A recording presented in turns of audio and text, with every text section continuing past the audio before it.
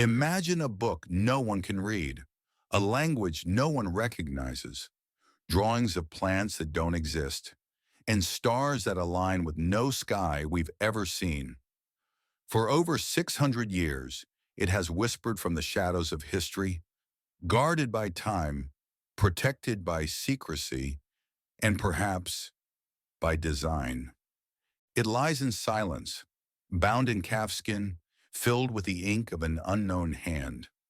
For over 600 years, it has resisted every codebreaker, linguist, and historian. No one knows who wrote it. No one knows why. And perhaps we were never meant to.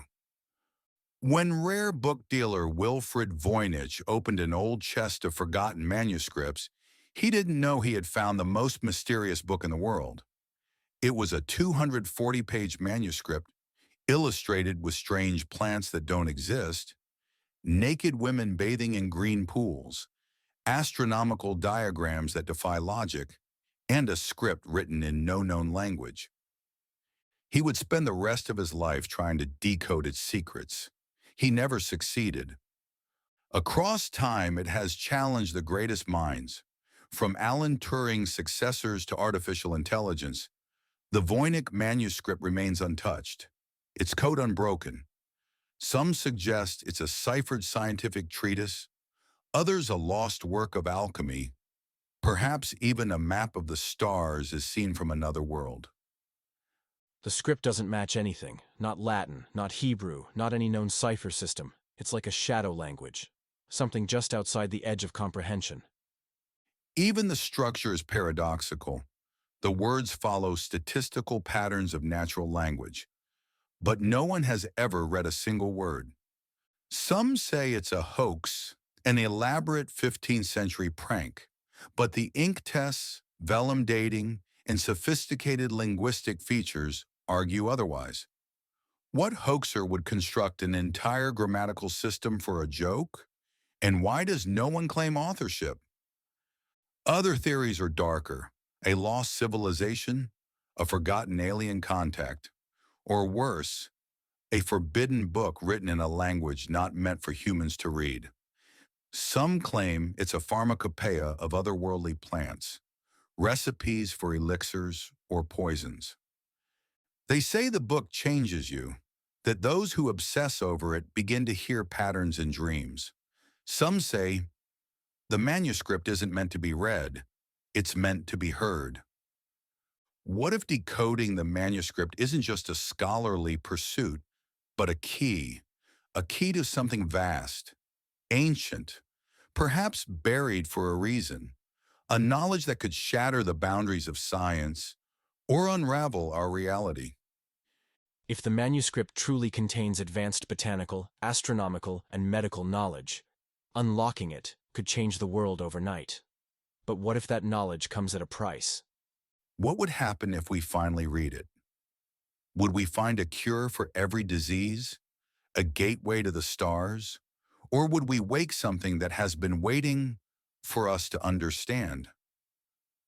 Historians have traced the Voynich manuscript to Central Europe in the early 15th century, but even here the trail goes cold. A single letter found among Jesuit papers hints that the manuscript passed through the hands of Emperor Rudolph II, an eccentric ruler obsessed with alchemy and the occult. He reportedly paid 600 gold ducats for it, believing it was the work of Roger Bacon, the medieval English philosopher rumored to possess forbidden knowledge. But was it really Bacon's? Or was that claim a lure, a decoy to hide the truth? Some believe the manuscript was passed secretly between secret societies, encrypted to protect knowledge too dangerous for the uninitiated. The symbols in the margins, the looping serpent-like vines, the strange bathing rituals, they all hint at esoteric traditions long lost. This isn't just language, it's ritual. High-resolution scans reveal inconsistencies, inks laid down in nonlinear sequences, pages reordered. Some diagrams appear to map celestial alignments that haven't occurred in known astronomy. A linguistic model at MIT suggested the language may be self-referencing, like a living code that adapts the more you try to read it. Some even speculate the manuscript is an artifact of cognitive evolution, a message from a future intelligence encoded in a way our current minds can't yet grasp. In the last decade, a fringe but growing theory has emerged, one that ties the manuscript to prophetic traditions around the globe. From Hopi visions of star beings to Sumerian tablets warning of forbidden knowledge, a pattern emerges. Certain symbols in the manuscript appear in places thousands of years and miles apart. What if this book doesn't just hold forgotten knowledge, but future events? What if it's a chronicle of what's to come? One decrypted sequence, barely translated, mentions cycles of collapse, green water descending, and voices under the roots. Are these metaphors or warnings? A chilling pattern has emerged.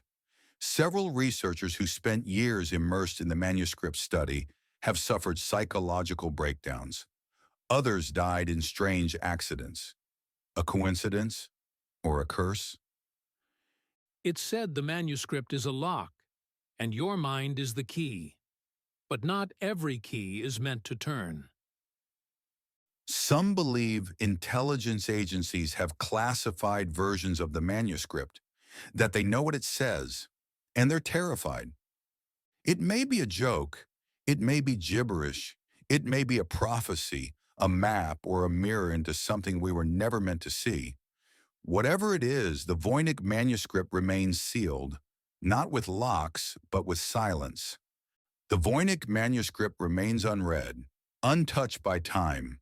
Some call it a relic, others a warning. But one thing is certain, the most mysterious book in the world is not finished with us yet. Some books are written to be read, others are written to be remembered.